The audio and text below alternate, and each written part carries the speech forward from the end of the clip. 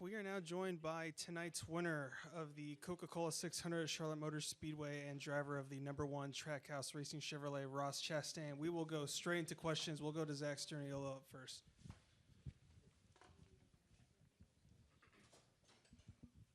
Zach Sterniolo, NASCAR.com. Ross, congratulations. First crown jewel victory for yourself and for Trackhouse Racing. That part of that, being here, especially just down the road from the Trackhouse shop, what is the significance of this moment for you and for this Trackhouse team? I don't know yet. I really don't. I mean, it's sinking in that we won the World 600. We won the Coke 600. But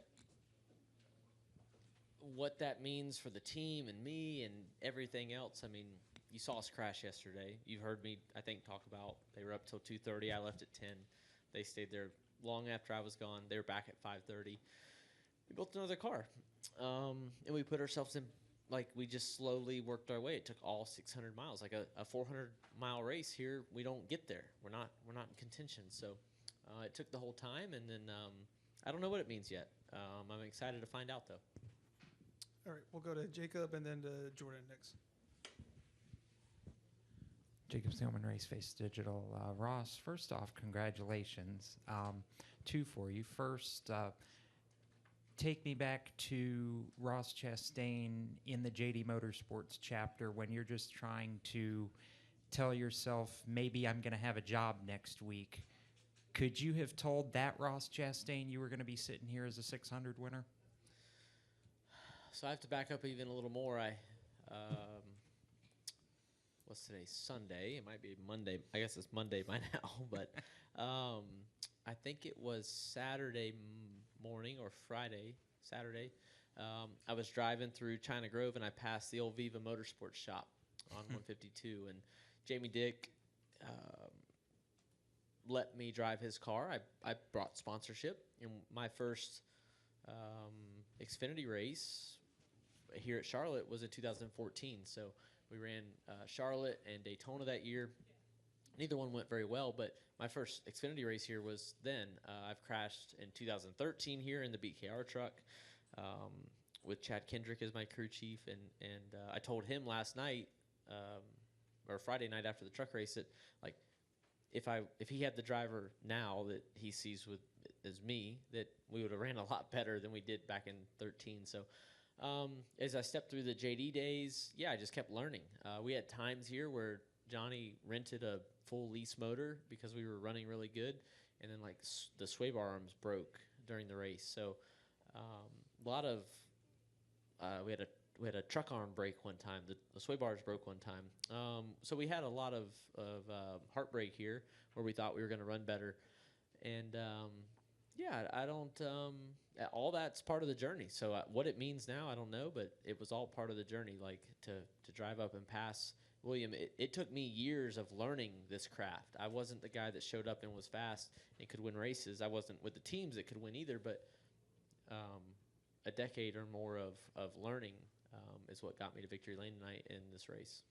And Phil was in here earlier, talked about the culture during the rebuild and in the shop. Justin was in here earlier, talked about the culture at Trackhouse.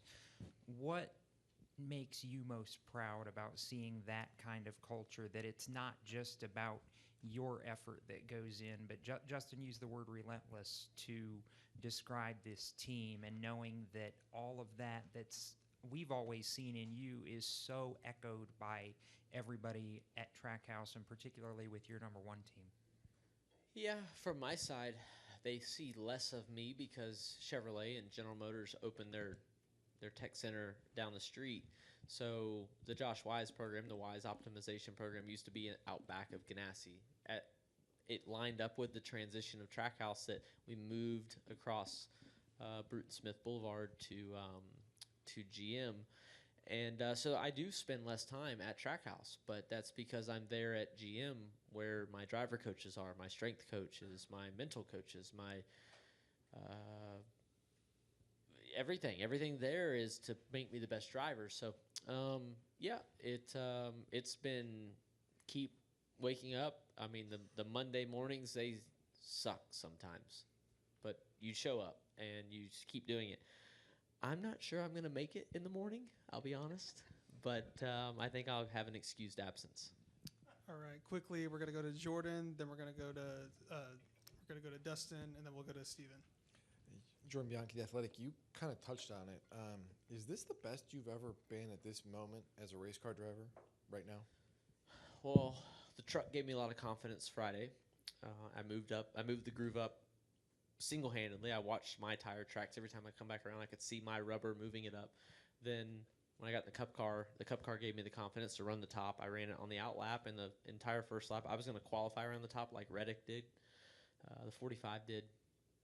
And then we started the race, and I didn't have the same feeling, so I couldn't run the top. I didn't really run the top as well all 600 miles today as I did yesterday in practice. Now, I had cleaner air, but even when I had clean air, I didn't have the balance in the car to do it. So I've said it. I've heard drivers say it, and I believe it. We cannot drive slow cars fast. You rent a car at any airport in the world, and if it's slow and you mash the gas and it doesn't go as fast as another car, you're slower. So whether that's in the corner, grip, or straightaway, we just had to keep working on our car tonight. And the final thing I said, I think, before screaming that we won was, the final thing I said was, you nailed the balance. Like, Phil Surgeon and the group nailed the balance for the final green flag pit out. So I don't think that I'm any better than I have been. We came here and you saw it yesterday with the average lap times throughout the practice. We were right there with William for fast time in Group 2. And then you saw it. We just marched our way through the field tonight.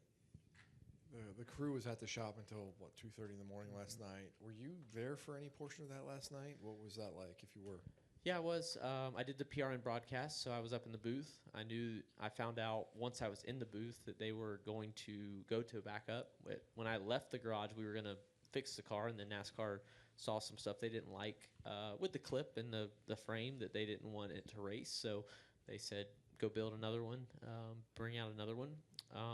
So they started from basically scratch. I don't know the details of what the car was going to do and if I didn't crash yesterday, but yeah, I left about 10 o'clock. I got done with the PRN broadcast. I went straight there.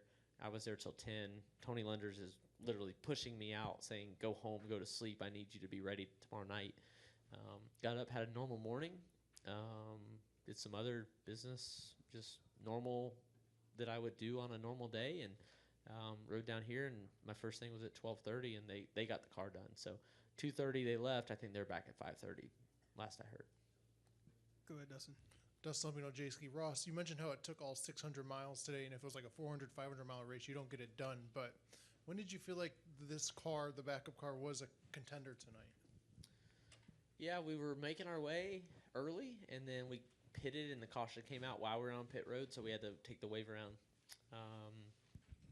And I was passing cars before that. I was passing cars after that. But then I got to like that 9th, and then I got to 3rd. I made a bad choose. I chose second row inside, fell back to 7th or 8th, and I wasn't sure that I would get back up there. But then 77 had his issue. Like, Carson was always ahead of me getting to the front. We started at the back together after he spun out in qualifying. So Carson beat me to the front and had front row, and then I don't know, did his tire fall off? Do we know? The engine blew up? I could see sparks and fire coming out of the left front. It looked like the tire, so that's wild. Because he was in position. I didn't get to race with him all night. He beat me to the front. So, yeah, I don't. When did I know? Not until down the back stretch on the white flag lap. Go to Steven, then we'll go to Greg.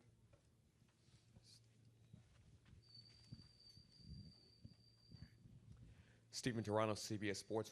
Ross, I want to ask you about your very prolonged celebration. You did a Polish victory lap afterwards, then you did the watermelon smash, then you were up in the stands, and it felt like it took a really, really long time. And so, what exactly went into deciding to do all that to commemorate winning the Coke 600? I won. No one can tell me what to do. I will admit that we reached the 2 hour mark a little bit ago since the finish, and they were barking at me in victory lane, and I was a little more cordial earlier. They know, and I've told them in the past, like, when I win, I'm going to soak this in, because at times I didn't. Truck Series, winning truck races or Xfinity races and then racing Cup the next day is like the best thing, but the worst, because you can't celebrate it. And I like beer. I'd be drinking beer whether Busch Light sponsored me or not, and I would be drinking Busch Light whether they sponsored me or not. So whenever we do this, yes, I was still completely sober, clearly out on the track, but I wanted to take it in. A crown jewel race like the World 600, the Coca-Cola 600, driving around backwards, I've never done that in my life. And when I won, I thought, I'm doing it. What Alan meant, what he started, and seeing the other drivers that have paid it back and paid it forward to him, of honoring him, I wanted to be a part of that. I've now done one. I never did it in my life. So the long burnout, I don't know why. I was spinning around. I got out. I about fell. Andy ran me the watermelon out. I didn't see him until I was like stepping out of the car. Why I did all that? Because we won, and I want to do everything that I've seen my heroes do, and also write my own story and just go up. If you offered people in a normal setting